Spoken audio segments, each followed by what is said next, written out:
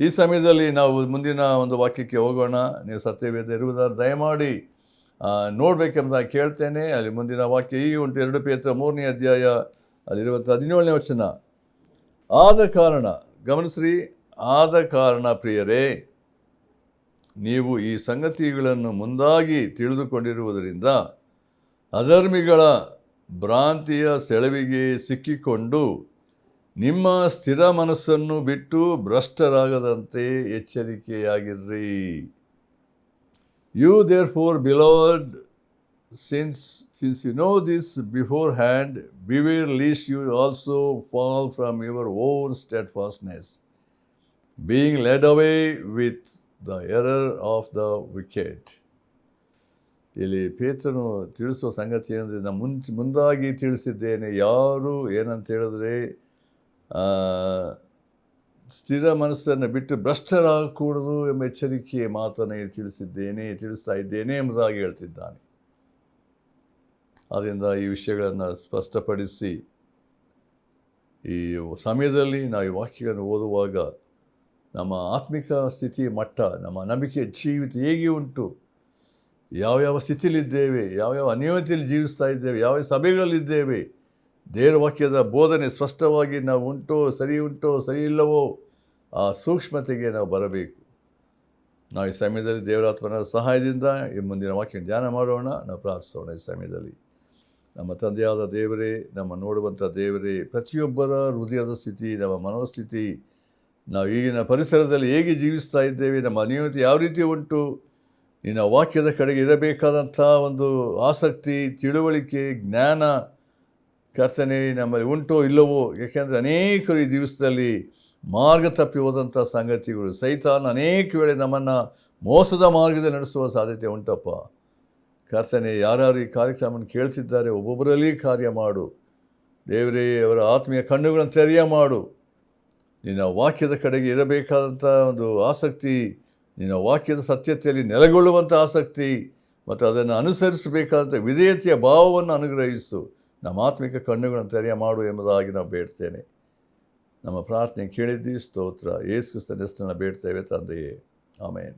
ಪೇತ್ರನು ಕೊನೆಯದಾಗಿ ಬರೀಬೇಕಾದರೆ ಈ ಪತ್ರಿಕೆಯಲ್ಲಿ ಯಾವ ರೀತಿ ಅದನ್ನು ನೋಡ್ರಿ, ಏನು ಹೇಳ್ತಿದ್ದಾನೆ? ಆದ ಕಾರಣ ಪ್ರಿಯರೇ, ಯು ದೇರ್ ಫೋರ್ ಬಿಲವರ್ಡ್.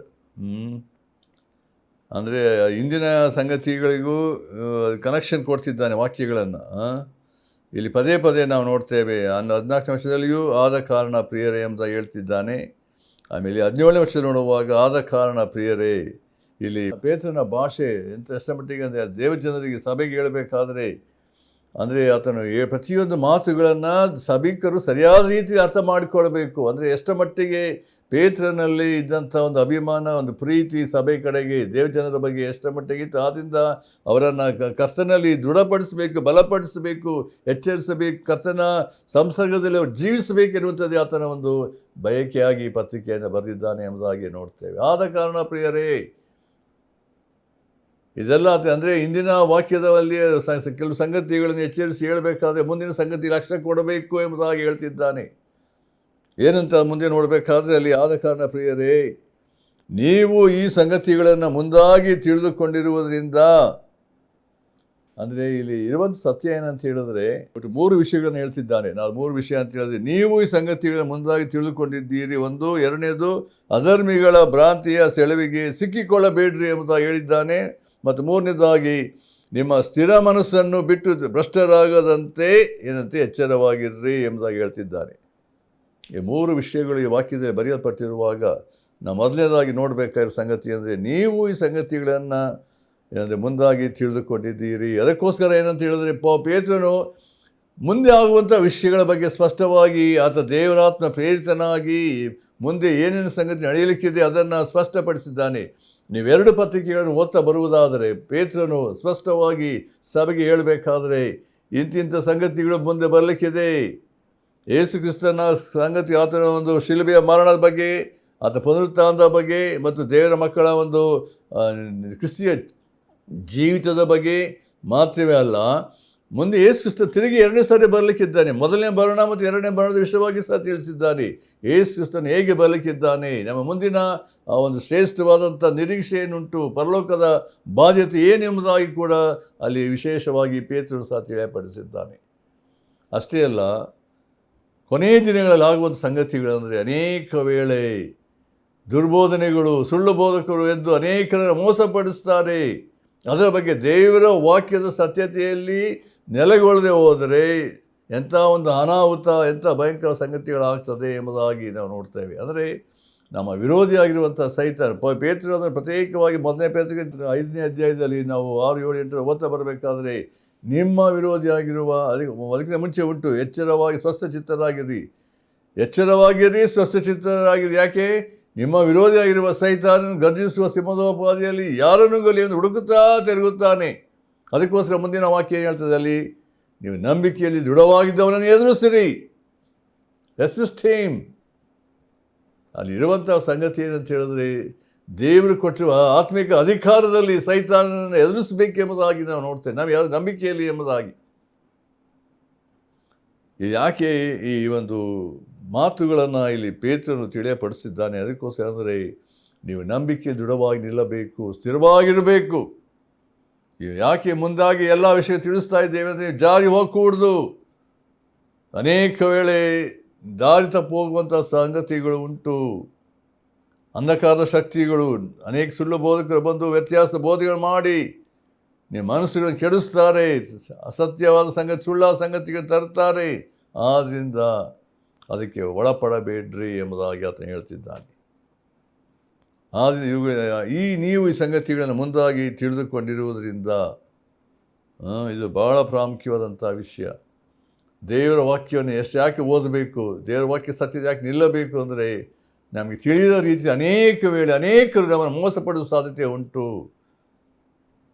ಅದರಿಂದ ನಮ್ಮ ದೃಷ್ಟಿ, ಗಮನ ದೇವರ ವಾಕ್ಯದ ಸತ್ಯತೆಯಲ್ಲಿ ನಾನು ನೆಲೆಗೊಳ್ಳಬೇಕು ಎನ್ನುವ ಸಂಗತಿಗಳು, ಅದೇ ದೇವರ ವಾಕ್ಯ ಸತ್ಯದ ಸಿದ್ಧಾಂತಗಳು, ಬೋಧನೆಗಳು, ಅದರಲ್ಲಿ ದೃಢವಾಗಿ ನಿಲ್ಲಬೇಕು ಎನ್ನುವಂಥದ್ದು. ಎರಡನೇದಾಗಿ ನೋಡಬೇಕಾದ್ರೆ ಇನ್ನೊಂದು ಮಾತನ್ನು ಹೇಳ್ತಿದ್ದಾನೆ, ಅಧರ್ಮಿಗಳ ಭ್ರಾಂತಿಯ ಸೆಳವಿಗೆ ಸಿಕ್ಕಿಕೊಂಡು. ಇರುವಂಥ ಸಂಗತಿ ಅಂದರೆ, ಅಧರ್ಮಿಗಳ ಭ್ರಾಂತಿಯ ಸೆಳವಿಗೆ ಸಿಕ್ಕಿಕೊಳ್ಳಬೇಡ್ರಿ ಎಂಬುದಾಗಿ ಹೇಳಲ್ಪಟ್ಟಿದೆ. ಅನೇಕ ವೇಳೆ ನಮ್ಮ ಅನ್ಯೂನತೆ ಇಲ್ಲಿರುವಂಥ ಸಂಗತಿ ಏನಂದರೆ, ಯೇಸು ಕ್ರಿಸ್ತ ಪೌಲನು ಹೇಳಬೇಕಾದ್ರೆ 2 ಕೊರಿಂಥ 6:14 ನೋಡಬೇಕಾದ್ರೆ, ಕ್ರಿಸ್ತ ನಂಬಿಕೆಯಲ್ಲಿ ಇಲ್ಲದವ್ರೊಂದಿಗೆ ಸೇರಿ ಇದ್ದೋರಾಗಬೇಡ್ರಿ. ಅನೇಕ ವೇಳೆ ನಮ್ಮ ಅನ್ಯೂನತೆ, ನಮ್ಮ ಸಂಬಂಧ ಲೋಕದವರೊಂದಿಗೆ, ಬೇರೆ ಬೇರೆ ವ್ಯಕ್ತಿಗಳೊಂದಿಗೆ ಇರುವಂಥ ಸ್ಥಿತಿ ಇರುವುದಾದರೆ, ಅನೇಕ ವೇಳೆ ಮಾರ್ಗ ತಪ್ಪಿಸುವುದಕ್ಕೆ ಸೈತಾನ ಅವರ ಮೂಲಕ ಕಾರ್ಯ ಮಾಡ್ತಾನೆ. ಆದ್ದರಿಂದ ನಾವು ಹೋಗುವಂಥ ಸಭೆ, ದೇವರ ಮಕ್ಕಳ ಅನ್ಯೋನ್ಯತೆ ಮತ್ತು ನಮ್ಮ ಸಭಾ ನಾಯಕರು ಯಾವ ರೀತಿಯಲ್ಲಿ ನಮಗೆ ದೇವರ ವಾಕ್ಯವನ್ನು ಕಲಿಸಿದ್ದಾರೋ, ಬೋಧಿಸಿದ್ದಾರೋ, ದೇವರ ವಾಕ್ಯ ಸತ್ಯತೆ ಅವ್ರಿಗೆ ಗೊತ್ತುಂಟೋ, ಅದನ್ನು ಕೇಳ್ತಾ ಇದ್ದೇವೋ, ಅದನ್ನು ಅನುಸರಿಸಬೇಕಾದ ಸಂಗತಿಗಳು. ಈ ದಿನಗಳಲ್ಲಿ ನಾವು ಒಂದು ರೀತಿಯಲ್ಲಿ ಕುರುಡರಾಗಿ ಹಿಂಬಾಲಿಸುವಂಥದ್ದಲ್ಲ, ಬ್ಲೈಂಡ್ ಆಗಿರುವಂಥದ್ದಲ್ಲ. ದೇವರ ವಾಕ್ಯ ಸತ್ಯತೆ ಅನೇಕ ವೇಳೆ ಈ ದಿವಸದಲ್ಲಿ ನಮಗೆ ಜವಾಬ್ದಾರಿಕೆ ಉಂಟು. ನಾವು ಒಬ್ಬ ರಕ್ಷಿಸಲ್ಪಟ್ಟಂಥ ಪ್ರತಿಯೊಬ್ಬ ವ್ಯಕ್ತಿಯ ಜೀವಿತದಲ್ಲಿ ದೇವರ ವಾಕ್ಯದ ಸತ್ಯತೆಗಳನ್ನು ಗ್ರಹಿಸಿ ತಿಳಿದು ನಾವು ಅದರಲ್ಲಿ ಸ್ಥಿರವಾಗಿ ನಿಲ್ಲಬೇಕೆನ್ನುವಂಥ ಸಂಗತಿಗಳು. ಅದಕ್ಕೂ ಅಧರ್ಮಿಗಳ ಭ್ರಾಂತಿಗೆ ಸೆಳವಿಗೆ ಸಿಕ್ಕಿಕೊಳ್ಳಬೇಡ್ರಿ. ಯಾಕೆ ಈ ಮಾತುಗಳನ್ನು ಇಲ್ಲಿ ಪೇತ್ರನು ಹೇಳ್ತಿದ್ದಾನೆ ಎಂಬುದಾಗಿ ನಾವು ಪ್ರತ್ಯೇಕವಾಗಿ ಆಲೋಚಿಸಬೇಕಾದ್ರೆ ಡೇಂಜರ್ ಉಂಟು. ಯಾಕೆಂದರೆ ಅನೇಕ ವೇಳೆ ಸೈತಾನ ಅನೇಕಗಳನ್ನು ಮೋಸಪಡುವ ಸಾಧ್ಯತೆ ಉಂಟು ಎಂಬುದಾಗಿ ನಾವು ನೋಡ್ತೇವೆ. ನಾವು 2 ಪೇತ್ರ 2:18 ಅದನ್ನು ನಾವು ನೋಡ್ತೇವೆ. ಅಲ್ಲಿ ನೋಡುವಾಗ ಅಲ್ಲಿ ಮಾತಿಗೆ ಉಂಟು, ತಪ್ಪಾದ ಮಾರ್ಗದಲ್ಲಿ ನಡೆಯುವವರ ಸಹವಾಸದಿಂದ ಹೊಸದಾಗಿ ತಪ್ಪಿಸಿಕೊಳ್ಳುವವರ ಸಂಗಡ ಇವರು ಉರುಳಿದ ದೊಡ್ಡ ದೊಡ್ಡ ಮಾತುಗಳನ್ನಾಡಿ ಬಂಡಾದ ದುರಾಶೆಗಳನ್ನು ಹುಟ್ಟಿಸಿ ಅವರನ್ನು ಮರಳುಗೊಳಿಸುತ್ತಾರೆ ಎಂಬುದಾಗಿ. ಈ ದಿವಸದಲ್ಲಿ ಅನೇಕರು ಏನಂದರೆ, ನಾನಾ ರೀತಿಯ ಆಶೆಗಳನ್ನು ಈ ದಿವಸದಲ್ಲಿ ನೋಡಬೇಕಾದ್ರೆ ಪ್ರಾಸ್ಪರಿಟಿ ಗಾಸ್ಪಲ್ ಎಂಬುದಾಗಿ ಹೇಳಲ್ಪಟ್ಟಿದೆ. ನಾನಾ ದಿನಗಳಲ್ಲಿ ಕೊನೆಯ ದಿವಸದಲ್ಲಿ ಸುವಾರ್ತೆಯ ಒಂದು ಸಂಗತಿಗಳನ್ನು ಅನೇಕರು ಬದಲಾಯಿಸಿ ನಾನಾ ರೀತಿ ಜನರನ್ನು ಮೋಸಪಡಿಸುವಂಥ ಸಂಗತಿಗಳು. ನಮಗೆ ಕಷ್ಟನೇ ಬರೋದಿಲ್ಲ, ಎಲ್ಲ ನಮಗೆ ಸಿಗ್ತದೆ. ಯೇಸು ಕ್ರಿಸ್ತ ನಂಬಿದ್ರೆ ನಮಗೆಲ್ಲ ಉಂಟು, ಏನು ಕೊರತೆ ಇಲ್ಲ, ಕಷ್ಟ ಇಲ್ಲ, ಬಾಧೆ ಇಲ್ಲ, ಏನಿಲ್ಲ. ನಮಗೆಲ್ಲ ಸಿಗ್ತದೆ ಎಂಬ ರೀತಿಯಲ್ಲಿ. ಆದರೆ ಕರ್ತನ ವಾಕ್ಯದ ಸತ್ಯತೆಗಳನ್ನು ಗ್ರಹಿಸದೆ ಹೋಗುವಾಗ ಅನೇಕ ವೇಳೆ ಮೋಸದ ಮಾರ್ಗಕ್ಕೆ ನಾವು ಹೋಗುವಂಥವರಾಗಿದ್ದೇವೆ. ಆದ್ದರಿಂದ ಪ್ರಿಯರೇ, ಆದ್ದರಿಂದ ಇಲ್ಲಿ ದೇವರ ವಾಕ್ಯದ ಬೋಧನೆಯಲ್ಲಿ ನಾವು ನೆಲೆಗೊಳ್ಳದೆ ಹೋದರೆ ಅಲ್ಲಿ ದೇವರ ವಾಕ್ಯ ಹೇಳ್ತದೆ, ಅಧರ್ಮಿಗಳ ಭ್ರಾಂತಿಗೆ ಸಿಕ್ಕಿಕೊಂಡು ಅನೇಕ ಆಶೆಗಳಿಗೆ ಸೈತಾನ ನಮ್ಮ ನಡೆಸುವವನಾಗಿದ್ದಾನೆ. ಸೈತಾನ ಅನೇಕ ಲೋಕದ ಆಶೆಗಳನ್ನು, ಶರೀರದ ಆಶೆಗಳಿಗೆ, ಹಣದ ಆಶೆಗಳಿಗೆ ನಾವು ನಡೆಸುವಂಥವನಾಗಿದ್ದಾನೆ. ಇಂಥ ಆಶಯಗಳಿಂದ ನಾವು ನಮ್ಮನ್ನು ಪ್ರತ್ಯೇಕಿಸಪಡಿಸಿ ನಾವು ಕರ್ತನಲ್ಲಿ ಭಯಭಕ್ತಿಯುಳ್ಳವರಾಗಿ ಕರ್ತನ ಭಯದಲ್ಲಿ ಜೀವಿಸಬೇಕೆಂಬುದಾಗಿ ದೇವರ ವಾಕ್ಯ ನಮಗೆ ಬೋಧಿಸುವಂಥದ್ದಾಗಿದೆ. ಅದರಿಂದ ಇಲ್ಲಿ ಪೇತ್ರನು ಸುಳ್ಳು ಬೋಧಕರ ಬಗ್ಗೆ ಹೇಳಬೇಕಾದರೆ ಅವರ ಸೆಳವಿಗೆಯಲ್ಲಿ ಸಿಕ್ಕಿಕೊಳ್ಳಬೇಡ್ರಿ ಎಂಬುದಾಗಿ ಹೇಳ್ತಿದ್ದಾನೆ. ಮೂರನೇದಾಗಿರುವ ಸಂಗತಿ ನೋಡ್ರಿ, ಅಲ್ಲಿ ನಿಮ್ಮ ಸ್ಥಿರ ಮನಸ್ಸನ್ನು ಬಿಟ್ಟು ಭ್ರಷ್ಟರಾಗದಂತೆ ಎಚ್ಚರವಾಗಿರ್ರಿ. ಇಲ್ಲಿ ಪೇತ್ರನು ಈ ಮಾತನ್ನು ಹೇಳಬೇಕಾದ್ರೆ ನಿಮ್ಮ ಸ್ಥಿರ ಮನಸ್ಸನ್ನು ಬಿಟ್ಟು ಭ್ರಷ್ಟರಾಗದಂತೆ ಎಚ್ಚರಿಕೆಯಾಗಿರ್ರಿ. ಇಲ್ಲಿ ಕೊನೆಯದಾಗಿ ಆತನು ಬರೀಬೇಕಾದರೆ ಇಷ್ಟೆಲ್ಲ ಆತನು ಪ್ರತಿಯೊಂದು ಮಾತುಗಳು ಎಚ್ಚರಿಸಿ ಕ್ರಮಪಡಿಸಿ ಹೇಳಬೇಕಾದ್ರೆ, ಈ ಅಂತ್ಯಕ್ಕೆ ಬರಬೇಕಾದರೆ ಇಲ್ಲಿ ಪೇತ್ರನ ಉದ್ದೇಶ ಏನಂದರೆ ನೀವು ಕ್ರಿಸ್ತ ನಂಬಿಕೆಯಲ್ಲಿ ದೃಢವಾಗಿ ನಿಲ್ಲಬೇಕು ಎನ್ನುವಂಥ ಒಂದು ಸಂಗತಿ. ನೀವು ಕ್ರಿಸ್ತನ ಅದು ಸ್ಥಿರಮನ ಅದರಲ್ಲಿ ಫೌಂಡೇಶನ್ ಕರ್ತನಲ್ಲಿ ನೆಲೆಗೊಂಡಿದ್ದರೆ ಮಾತ್ರ ನೀವೇನಾದರೂ ಧೈರ್ಯ ನಿಮಗೆ ಸಾಧ್ಯತೆ ಉಂಟು ಎಂಬುದಾಗಿ ನಾವು ನೋಡಿ. ಇಲ್ಲವರ ಅನೇಕ ವೇಳೆ ವಿಶ್ವಾಸಿಗಳು ಬಿದ್ದು ಹೋಗುವ ಸಾಧ್ಯತೆ ಉಂಟು, ಅಂದರೆ ಅನೇಕ ವೇಳೆ ದಾರಿ ತಪ್ಪಿ ಹೋಗುವಂಥ ಸಾಧ್ಯತೆ ಉಂಟು. ಅದಕ್ಕೂ ನಾವು ಪ್ರತ್ಯೇಕ ಪೌಲನ ಒಂದು ಪತ್ರಿಕೆಗಳಲ್ಲಿ ಸಹ ನೋಡಬೇಕಾದರೆ, ಆತನು ಬರೆಯುವಂಥ ಎಲ್ಲ ಪತ್ರಿಕೆಯಲ್ಲಿ ನೋಡಬೇಕಾದ್ರೆ ಕೊನೆಯದಾಗಿ ಆತ ಎಚ್ಚರಿಸಬೇಕಾದ್ರೆ, ಕೊರಿಂಥ ಸಭೆಗೆ ಬರೆಯಬೇಕಾದರೂ 2 ಕೊರಿಂಥ ಪತ್ರಿಕೆ ಕೊನೆಯ ಭಾಗ ಬರುವಾಗ 13ನೇ ಅಧ್ಯಾಯದಲ್ಲಿ ನೀವು ಕ್ರಿಸ್ತ ನಂಬಿಕೆಯಲ್ಲಿ ಇದ್ದೀರೋ ಇಲ್ಲವೋ ಎಂಬುದನ್ನು ಪರಿಶೋಧಿಸಿಕೊಳ್ಳ್ರಿ. ಯೇಸು ಕ್ರಿಸ್ತ ನಿಮ್ಮಲ್ಲಿ ಇಲ್ಲದಿದ್ದರೆ ನೀವು ಅಯೋಗ್ಯರೇ ಸರಿ. ಆ ಮಾತನ್ನು ಆತನು ಹೇಳಬೇಕಾದ್ರೆ ಯೇಸು ಕ್ರಿಸ್ತ ನಿಮ್ಮಲ್ಲಿ ಇದ್ದಾರೋ ಇಲ್ಲವೋ ನಿಮ್ಗೆ ಗೊತ್ತಿಲ್ಲವೋ ಎಂಬುದಾಗಿ ಪ್ರಶ್ನೆ ಹಾಕ್ತಿದ್ದಾನೆ. ನೋಡ್ರಿ, ಆ ಮಾತನ್ನು ಅದನ್ನು ಅಳವಡಿಸಬೇಕಾದ್ರೆ ಪೌಲನಲ್ಲಿ ಎಂಥ ಆತ್ಮಿಕ ಜ್ಞಾನ ತಿಳುವಳಿಕೆ ಇತ್ತು ಮತ್ತು ಆತನು ಎಷ್ಟರ ಮಟ್ಟಿಗೆ ಅವರಿಗೆ ಎಚ್ಚರಿಕೆ ನೀಡ್ತಿದ್ದಾನೆ. ಅದಕ್ಕೆ ಆತನ ಮಾತು ಹೇಳ್ತಿದ್ದಾನೆ 13:5 ಕ್ರಿಸ್ತ ನಂಬಿಕೆಯಲ್ಲಿ ಇದ್ದೀರೋ ಇಲ್ಲವೋ ಎಂದು ನಿಮ್ಮನ್ನು ನೀವೇ ಪರೀಕ್ಷಿಸಿಕೊಳ್ಳ್ರಿ, ನಿಮ್ಮನ್ನು ಪರಿಶೋಧಿಸಿಕೊಳ್ಳ್ರಿ. ಏನು, ಯೇಸು ಕ್ರಿಸ್ತನು ನಿಮ್ಮಲ್ಲಿ ಇದ್ದಾನೆಂಬುದು ನಿಮ್ಮನ್ನು ಕುರಿತು ನಿಮಗೆ ಚೆನ್ನಾಗಿ ತಿಳಿಯುವುದಿಲ್ಲವೋ? ಆತನು ನಿಮ್ಮಲ್ಲಿ ಇಲ್ಲದಿದ್ದರೆ ನೀವು ಅಯೋಗ್ಯರೇ. ನೋಡ್ರಿ, ದೇವರ ವಾಕ್ಯದ ಬೋಧನೆ ಸತ್ಯಗಳನ್ನು ನೋಡುವಾಗ ಪೌಲನು ಬರೀಬೇಕಾದ್ರೆ ತಿಮೋಥೆಯನಿಗೆ ಬರೀಬೇಕಾದ್ರೆ ಕೊನೆಯ ಪತ್ರಿಕೆಯಲ್ಲಿ ಬರೀಬೇಕಾದ್ರೆ ಅವನ ಮಾತನ್ನು ಅಲ್ಲಿ ಪಡಿಸಿದ್ದಾನೆ. ಆ ವಾಕ್ಯಗಳನ್ನು ನೋಡಬೇಕಾದ್ರೆ 4ನೇ ಅಧ್ಯಾಯ, ಅದನ್ನಾಗಲೇ ನಾವು ಆಲೋಚನೆ ಮಾಡಿದ್ವಿ ಕಳೆದ ಕಾರ್ಯಕ್ರಮದಲ್ಲಿ. 4:1 ಹೀಗೆ ಉಂಟೇನಂತ ಹೇಳಿದ್ರೆ, ಮುಂದಿನ 1 ತಿಮೋಥೆ 4:1 ಆದರೂ ಮುಂದಿನ ದಿನಗಳಲ್ಲಿ ಕೆಲವರು ವಂಚಿಸುವ ಆತ್ಮಗಳ ನುಡಿಗಳಿಗೂ ದೆವ್ವಗಳ ಬೋಧೆಗಳಿಗೂ ಲಕ್ಷ್ಯ ಕೊಟ್ಟು ಕ್ರಿಸ್ತ ನಂಬಿಕೆಯಿಂದ ಭ್ರಷ್ಟರಾಗುವರು ಎಂದು ದೇವರ ಆತ್ಮ ಸ್ಪಷ್ಟವಾಗಿ ಹೇಳುತ್ತಾನೆ. ಅನೇಕರು ಕ್ರಿಸ್ತ ನಂಬಿಕೆಯಲ್ಲಿ ಭ್ರಷ್ಟರಾಗ್ತಾರೆ.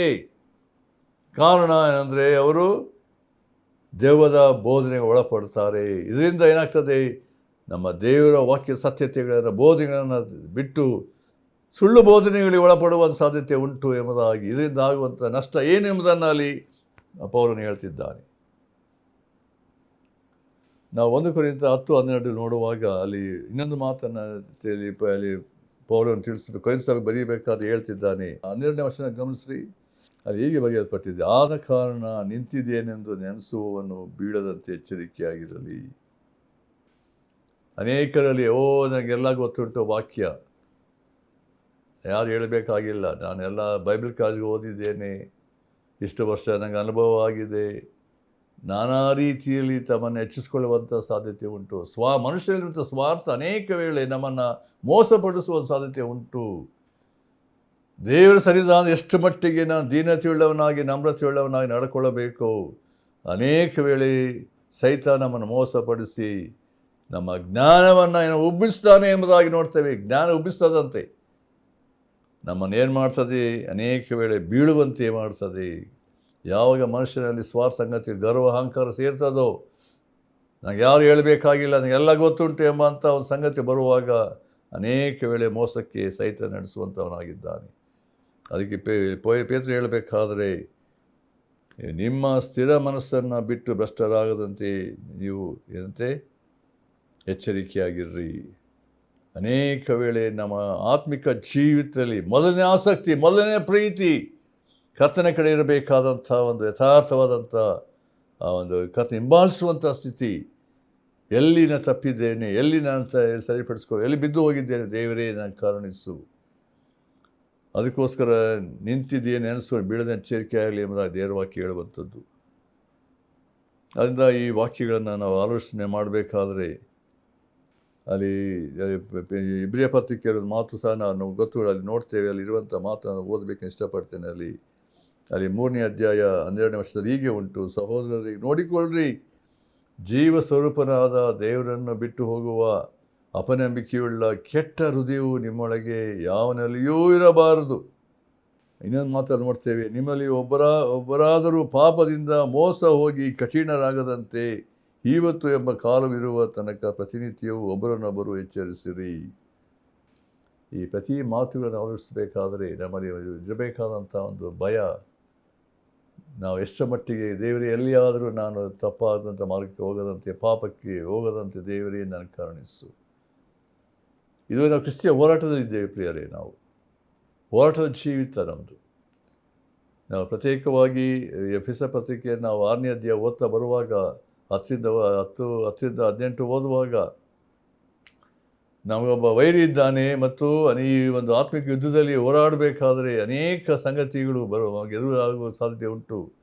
ಆದ್ದರಿಂದ ಕರ್ತನ ಕೃಪೆಯನ್ನು, ಬಲವನ್ನು ಆಶ್ರಯಿಸಬೇಕೆಂಬ ಸಂಗತಿಯನ್ನು ತಿಳಿಸುವಾಗ ನಾವು ಎಲ್ಲಿಯಾದರೂ ದೇವರ ವಿರುದ್ಧವಾಗಿ ಪಾಪ ಮಾಡದಂತೆ, ಅವಿದ್ಯರಾಗದಂತೆ ದೇವರೇ ನನ್ನನ್ನು ಎಚ್ಚರಿಸಪ್ಪ, ಕರುಣಿಸು, ಸಮನಾದ ದಾರಿಯಲ್ಲಿ. ಅದಕ್ಕೆ ದಾವೀದ ಹೇಳ್ತಾನೆ, ದೇವರೇ ಸಮನಾದ ದಾರಿಯಲ್ಲಿ ನಡೆಸು ಎಂಬುದಾಗಿ. ಅದರಿಂದ ನಮ್ಮ ನಂಬಿಕೆ, ನನ್ನ ಅನ್ಯೋನ್ಯತೆ, ನನ್ನ ಸಂಸಾರ ಕರ್ತನಲ್ಲಿ ಯಾವುದೇ ರೀತಿಯಲ್ಲಿ ತಪ್ಪಾಗಿ ಹೋಗದಂತೆ ದೇವರೇ ನನಗೆ ಕರುಣಿಸು. ಈ ಎಲ್ಲ ಎಚ್ಚರಿಕೆಗಳಲ್ಲಿ ನೋಡಬೇಕಾದ್ರೆ ಒಂದು ಮಾತು ಇಲ್ಲಿ ನಾನು ಕೆಲವು ಸಂಗತಿಗಳನ್ನು ಆಲೋಚನೆ ಮಾಡಬೇಕಾಗಿದೆ. ಎಚ್ಚರಿಕೆ ಇರಬೇಕಾದ್ರೆ ನಾವು ತಿಳ್ಕೊಳ್ಬೇಕು ಸಂಗತಿಗಳು ಏನಂದರೆ, ಮೊದಲನೇದಾಗಿ ನಮ್ಮ ಅನ್ಯೋನ್ಯತೆ ಯಾರ ಸಂಗಡ ಉಂಟು. ದೇವರ ಮಕ್ಕಳು ಈ ದಿವಸದಲ್ಲಿ ಯಾರ ಅನ್ಯೋನ್ಯತೆಯಲ್ಲಿ ಜೀವಿಸ್ತಿದ್ದಾರೆ ಎಂಬುದನ್ನು ಗಮನಿಸಬೇಕು. ನಮ್ಮ ಫ್ರೆಂಡ್ಶಿಪ್ ಪ್ರತಿ ದಿವಸ ನಾವು ಕಳೆಯುವ ಸಮಯ ಎಷ್ಟರ ಮಟ್ಟಿಗೆ ಇರ್ತದೆ ಎಂಬುದಾಗಿ ಲೋಕದವರೊಂದಿಗೂ ದೇವರ ಮಕ್ಕಳೊಂದಿಗೂ ಯಾರಲ್ಲಿ ಉಂಟು. ಎರಡನೇದಾಗಿ ಕ್ರಿಸ್ತ ನಂಬಿಕೆ ಇಲ್ಲದರೊಂದಿಗೆ ಸೇರಿ ನಾವು ಇದ್ದೋಡರಾಗಕೂಡದು ಎಂಬ ಮಾತನ್ನು ದೇವರವಾಗಿ ಎಚ್ಚರಿಕೆ ನೀಡ್ತದೆ. ಯಾಕೆಂದರೆ ನಮ್ಮ ನಂಬಿಕೆಗೆ ಧಕ್ಕೆ ಬರುವಂಥದ್ದಾಗಿದೆ ಎಂಬುದಾಗಿ ನಾವು ನೋಡ್ತೇವೆ. ನಾವು ಕೀರ್ತನೆ ಮೊದಲನೇ ವರ್ಷ ನೋಡಬೇಕಾದರೆ ಅಲ್ಲಿ ಪ್ರಾಮುಖ್ಯವಾಗಿ ಇರುವಂಥ ಒಂದು ಸತ್ಯ ನಾವು ನೋಡ್ತೇವೆ. ಅಲ್ಲಿ ನಾವು ಅನೇಕ ಸಾರಿ ಅದನ್ನು ಬಾಯಪಾಠ ಮಾಡಿದ್ದೇವೆ ಮತ್ತು ವಾಕ್ಯಗಳನ್ನು ಗಮನಿಸಿದ್ದೇವೆ. ಅಲ್ಲಿರುವಂಥ ಒಂದು ಸಂಗತಿ, ಅಲ್ಲಿ ದಾವೀದನು ಬರೆದಂಥ ಒಂದು ಕೀರ್ತನೆಯಲ್ಲಿ ನಾವು ಅದನ್ನು ಯಾವ ಒಂದು ಸತ್ಯಗಳನ್ನು ಅಲ್ಲಿ ನೋಡಬೇಕಾದ್ರೆ ನಮಗೆ ಅರ್ಥ ಆಗ್ತದೆ. ದೇವರು ನಾವು ಇಷ್ಟಪಡುವಂಥ ಒಂದು ಸಂಗತಿ ನಮ್ಮ ಜೀವಿತದಲ್ಲಿ ಏನಂದರೆ, ಕೀರ್ತನೆ 1:1ನೇ ವಚನ ಹೀಗೆ ಉಂಟು: ಯಾವನು ದುಷ್ಟರ ಆಲೋಚನೆಯಂತೆ ನಡೆಯದೆ, ದುಷ್ಟರ ಆಲೋಚನೆ ನಡೆಯದೆ, ಪಾಪಾತ್ಮರ ಮಾರ್ಗದಲ್ಲಿ ನಿಂತುಕೊಳ್ಳದೆ, ಧರ್ಮನಂದಿಕರನ್ನು ಕೂತುಕೊಳ್ಳದೆ. ಅದು ಹೇಳ್ಬಿಟ್ಟು ಮುಂದೆ ನೋಡ್ತೇವೆ, ಯೆಹೋವನ ಧರ್ಮಶಾಸ್ತ್ರದಲ್ಲಿ ಆನಂದ ಪಡುವವನಾಗಿ ಅದನ್ನೇ ಹಗಲಿರುಳು ಧ್ಯಾನಿಸ್ತಿರುವನು, ಅವನು ಎಷ್ಟೋ ಧನ್ಯನು ಎಂಬುದಾಗಿ.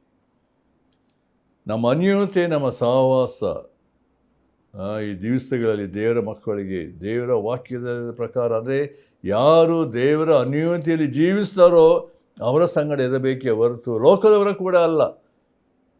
ಅನೇಕ ವೇಳೆ ಈ ದಿವಸದಲ್ಲಿ ದೇವರ ಮಕ್ಕಳು ಕೆಟ್ಟು ಹೋಗೋ ಕಾರಣ ಅನೇಕ ವೇಳೆ ನಮ್ಮ ಫ್ರೆಂಡ್ಶಿಪ್, ಮನೆಯಲ್ಲಿ ಆಫೀಸ್ನಲ್ಲಿ ಇರ್ಬೋದು, ಹೊರಗಿನ ಸಂಗತಿಗಳಾಗಲಿ, ನಮ್ಮ ಪರಸ್ಪರ ದೇವರ ಮಕ್ಕಳ ಅನ್ಯೋನ್ಯತೆಯಲ್ಲಿ ನಾವು ರಕ್ಷಿಸಲ್ಪಟ್ಟಿದ್ದೇನೆ ಎಂದು ಹೇಳಬೇಕಾದ್ರೆ ನಾವು ದೇವರ ಮಕ್ಕಳ ಅನ್ಯೋನ್ಯತೆ ಸಹವಾಸದಲ್ಲಿ ದೇವರ ಒಟ್ಟಿಗೆ ಪ್ರಾರ್ಥಿಸುವಂಥದ್ದು ಅನ್ಯೋನ್ಯ ದೇವರ ವಾಕ್ಯದಲ್ಲಿ ಅದೇ ನಮ್ಮ ಧ್ಯಾನವಾಗಿರಬೇಕೇ ಹೊರತು ಲೋಕದ ಸಂಗಡ ಇರಕೂಡದು ಎಂಬುದಾಗಿ ನಮ್ಮಲ್ಲಿ ಪ್ರತ್ಯೇಕತೆ ಇರಬೇಕೆಂಬ ಸಂಗತಿಯನ್ನು ನಾನು ನೋಡ್ತೇನೆ. ಮೂರನೇದಾಗಿ ನಾನು ಹೋಗುವಂಥ ಸಭೆ ಯಾವ ರೀತಿ ಉಂಟು, ಜೀವನ ಸಭೆಯಾಗಿದೆಯೋ, ದೇವರ ವಾಕ್ಯದ ಸತ್ಯತೆಗಳನ್ನು ಬೋಧಿಸುವಂಥ ಸಭೆಯಾಗಿದೆಯೋ. ಇದು ಭಾಳ ಪ್ರಾಮುಖ್ಯ ಸಂಗತಿಗಳು. ಏಕೆಂದರೆ ಅನೇಕ ವೇಳೆ ನಮ್ಮ ಸಭಾನಾಯಕರುಗಳ ಸ್ಥಿತಿ ಯಾವ ರೀತಿ ಉಂಟು, ದೇವರ ವಾಕ್ಯದ ಬೋಧನೆ, ದೇವರ ಭಯದಲ್ಲಿ ದೇವರ ಆತ್ಮ ಪ್ರೇರಿತರಾಗಿ ಅವರು ಹೇಳ್ತಿದ್ದಾರೋ ಇಲ್ಲವೋ, ಈ ವಾಕ್ಯಗಳ ಸತ್ಯಗಳನ್ನು ನಾವು ಎಷ್ಟರ ಮಟ್ಟಿಗೆ ಕೇಳುವಾಗ ಜೀವ ಬೆಳಕು ನಮ್ಗೆ ಉಂಟಾಗ್ತದೆ, ಇಲ್ಲಾಂದರೆ ಇಲ್ಲ ಪ್ರಿಯರೇ. ನಾಲ್ಕನೇದಾಗಿ ಪ್ರತಿದಿನ ಎಷ್ಟರ ಮಟ್ಟಿಗೆ ನಾವು ದೇವರ ವಾಕ್ಯ ಸತ್ಯಗಳನ್ನು ಓದಿ ಧ್ಯಾನಿಸುವಂಥ ಸಂಗತಿ ಉಂಟು. ಇದು ವೈಯಕ್ತಿಕವಾಗಿ ನಮ್ಮ ಪ್ರಿಯರೇ, ಅಂದರೆ ನಮ್ಮ ಜವಾಬ್ದಾರಿಗೆ ದೇವರು ಕೊಟ್ಟಿರುವಂಥ ಒಂದು ಜವಾಬ್ದಾರಿಗೆ, ನಾನು ರಕ್ಷಿಸಲ್ಪಟ್ಟಿದ್ದೇನೆ, ಕರ್ತನು ನನ್ನನ್ನು ಪಾಪದಿಂದ ಬಿಡುಗಡೆ ಮಾಡಿ ಸತ್ಯದ ಮಾರ್ಗ ನಡೆಸ್ತಿರುವಾಗ ನಾನು ಹೇಗೆ ಕರ್ತನ ಅನ್ಯೋನ್ಯತೆ ದಿನೇ ದಿನೇ ಅಭಿವೃದ್ಧಿ ಹೊಂದುತ್ತಾ ಆತನ ಅನ್ಯೋನ್ಯತೆಯಲ್ಲಿ ಜೀವಿಸಬೇಕಾಗಿದೆ, ಬೆಳೆಯಬೇಕಾಗಿದೆ. ದೇವರ ವಾಕ್ಯದ ಸತ್ಯ ತಿಳಿದರೆ ಮಾತ್ರ. ದೇವರು ತನ್ನ ವಾಕ್ಯದ ಕೂಡ ಮಾತಾಡ್ತಾನೆ. ದೇವರ ವಾಕ್ಯವಿಲ್ಲದೆ ನೀವು ಅಭಿವೃದ್ಧಿ ಆತ್ಮಿಕ ಜೀವಿತ ಬೆಳಗ್ಗೆ ಸಾಧ್ಯತೆ ಇಲ್ಲ ಪ್ರಿಯರೇ. ಅದೇ ನನ್ನ ಧ್ಯಾನ ಎಂಬುದಾಗಿ ಕೀರ್ತನೆಗಾರನು ಹೇಳ್ತಾನೆ. ಆದ್ದರಿಂದ ಪ್ರಿಯರೇ, ದೇವರ ವಾಕ್ಯದ ನಮ್ಮನ್ನು ಎಲ್ಲ ಪಾಪದಿಂದ, ಲೋಕ ಸಂಗತಿಗಳಿಂದ, ಸೈತಾನ ಕಾರ್ಯಗಳಿಂದ, ಶೋಧನೆಗಳಿಂದ ತಪ್ಪಿಸಿ ಕಾಪಾಡುವಂಥದ್ದಾಗಿದೆ. ಇಲ್ಲಿ ಅದರಿಂದ ದೇವರ ವಾಕ್ಯ ಹೇಳ್ತದೆ, ನಿಮ್ಮ ಸ್ಥಿರ ಮನಸ್ಸನ್ನು ಬಿಟ್ಟು ಭ್ರಷ್ಟರಾಗದಂತೆ ಎಚ್ಚರವಾಗಿರ್ರಿ ಎಂದು ಹೇಳಬೇಕಾದ್ರೆ, ಈ ವಾಕ್ಯದಲ್ಲಿ ಹೇಳಬೇಕಾದ್ರೆ, ನಾವು ಅಧರ್ಮಿಗಳು, ಸುಳ್ಳು ಬೋಧಕರಿಂದ ಬಿಡುಗಡೆ ಆಗಬೇಕಾದ್ರೆ, ಪ್ರತ್ಯೇಕವಾಗಿರಬೇಕಾದ್ರೆ ದೇವರ ವಾಕ್ಯ ಸತ್ಯತೆಯಲ್ಲಿ ನೆಲೆಗೊಳ್ಳಬೇಕು. ಮತ್ತು ಕೊನೆಯದಾಗಿ ಪ್ರಾರ್ಥನೆಯ ಜೀವಿತದಲ್ಲಿ ನೆಲೆಗೊಂಡವರಾಗಿರಬೇಕು. ಎಷ್ಟರ ಮಟ್ಟಿಗೆ ನಾವು ಕರ್ತನ ಸಮ್ಮುಖದಲ್ಲಿ ಪ್ರಾರ್ಥಿಸುವಾಗ, ಆತ ಸನ್ನಿಧಾನ ಸಮಯ ಕಳೆಯುವಾಗ ನಾವು ದೇವರ ಆತ್ಮನ ಮೂಲಕ ಬಲ ಹೊಂದಿ ಶಕ್ತಿಯ ಸಾಮರ್ಥ್ಯದಿಂದವರಾಗಿ ನಾವು ಕರ್ತನ ಜೀವದ ಮಾರ್ಗದಲ್ಲಿ ನಾವು ಜೀವಿಸಲು ಸಾಧ್ಯ ಉಂಟು. ಮತ್ತು ಅನೇಕರನ್ನು ಏನು ಮಾಡ್ತೇವೆ, ಸತ್ಯದ ಮಾರ್ಗ ನಡೆಸ್ತೇವೆ. ದೇವರು ನಮ್ಮನ್ನು ಅನೇಕರಿಗೆ ಆಶೀರ್ವಾದ ನಿಧಿಯನ್ನಾಗಿ ಉಪಯೋಗಿಸುವಂಥವನಾಗಿದ್ದಾನೆ. ಅದರಿಂದ ನಮ್ಮ ಜೀವಿತ, ನಮ್ಮ ನಡವಳಿಕೆಯಿಂದ, ನಮ್ಮ ಮಾತುಗಳು ಎಲ್ಲವೂ ಏನಂದರೆ ಎಲ್ಲ ಪ್ರತ್ಯೇಕವಾಗಿರಬೇಕೆನ್ನುವ ಸಂಗತಿಗಳು. ಹೇಗೆ ಬೇಕಾದ ಜೀವಿಸುವಂಥದ್ದಲ್ಲ. ದೇವರ ವಾಕ್ಯದ ಶಿಸ್ತು, ಡಿಸಿಪ್ಲಿನ್, ಮತ್ತು ನಾನು ಯಾವ ರೀತಿ ಪ್ರತಿ ದಿವಸ ಯಾವುದನ್ನು ಅನುಸರಿಸಬೇಕು, ಯಾವುದನ್ನು ಅನುಸರಿಸಬಾರ್ದು, ನನ್ನ ಜೀವಿತದ ಶೈಲಿ ಹೇಗಿರಬೇಕು ಕೊನೆಯ ದಿನಗಳಲ್ಲಿ, ಇದೆಲ್ಲ ಅಂದರೆ ನಾನು ಕರ್ತನನ್ನು ಎದುರುಗೊಳ್ಳಬೇಕಾದ್ರೆ ಅಪೂರ್ವ ಸಿದ್ಧತೆ ಎಷ್ಟು ಮಟ್ಟಿಗೆ ಇರಬೇಕಾದಂಥದ್ದು. ಮತ್ತು ನನ್ನ ಕುಟುಂಬದ ಬಗ್ಗೆ, ನನ್ನ ಮಕ್ಕಳ ವಿಷಯದಲ್ಲಿ, ನಮ್ಮ ಸಭೆಯ ವಿಷಯದಲ್ಲಿ ನಾವು ಹೇಗೆ ಪ್ರತಿಯೊಬ್ಬರನ್ನು ಎಚ್ಚರಿಸಿ ದೇವರ ಭಯಭಕ್ತಿಯಲ್ಲಿ, ದೇವರ ಜ್ಞಾನದಲ್ಲಿ ಬೆಳೆಸಬೇಕೆನ್ನುವಂಥ ಸಂಗತಿಗಳು. ಇದು ದೊಡ್ಡ ಎಚ್ಚರಿಕೆಯಲ್ಲಿ ನೋಡ್ತಾ ಇದ್ದೇವೆ. ಪೇತ್ರನು ತನ್ನ ಪತ್ರಿಕೆ ಕೊನೆಯ ಭಾಗದಲ್ಲಿ ಆತ ಬರೀಬೇಕಾದ್ರೆ ಅದೇನು ಹೇಳ್ತಿದ್ದಾನೆ ಅದು ಗಮನಿಸಿ ತಿರುಗಿ ಅದು ಓದಕ್ಕೆ ಇಷ್ಟಪಡ್ತೇನೆ. 17ನೇ ವರ್ಷದಲ್ಲಿ, ಆದ ಕಾರಣ ಪ್ರಿಯರೇ, ನೀವು ಈ ಸಂಗತಿಗಳನ್ನು ಮುಂದಾಗಿ ತಿಳಿದುಕೊಂಡಿರುವುದರಿಂದ ಅಧರ್ಮಿಗಳ ಏನಂತೆ ಭ್ರಾಂತಿಯ ಸೆಳವಿಗೆ ಸಿಕ್ಕಿಕೊಂಡು ನಿಮ್ಮ ಸ್ಥಿರ ಮನಸ್ಸನ್ನು ಬಿಟ್ಟು ಭ್ರಷ್ಟರಾಗದಂತೆ ಎಚ್ಚರಿಕೆಯಾಗಿರ್ರಿ. ಆದ್ದರಿಂದ ಈ ವಾಕ್ಯ ಸತ್ಯತೆಗಳನ್ನು ನಾನು ಗ್ರಹಿಸಿ, ಕರ್ತನೇ ಸತ್ಯದ ಮಾರ್ಗದಲ್ಲಿ, ನೀತಿಯ ಮಾರ್ಗದಲ್ಲಿ, ಪರಿಶುದ್ಧತೆಯಲ್ಲಿ ನಿನಗೆ ಸಮರ್ಪಕವಾದ ಜೀವಿತವನ್ನು ಜೀವಿಸುವಂತೆ ನನ್ನ ಬಲಪಡಿಸು ಎಂಬುದಾಗಿ ನಾನು ಬೇಡಿಕೊಳ್ಳೋಣ. ದೇವರು ಈ ಮಾತುಗಳನ್ನು ಆಶೀರ್ವದಿಸಲಿ.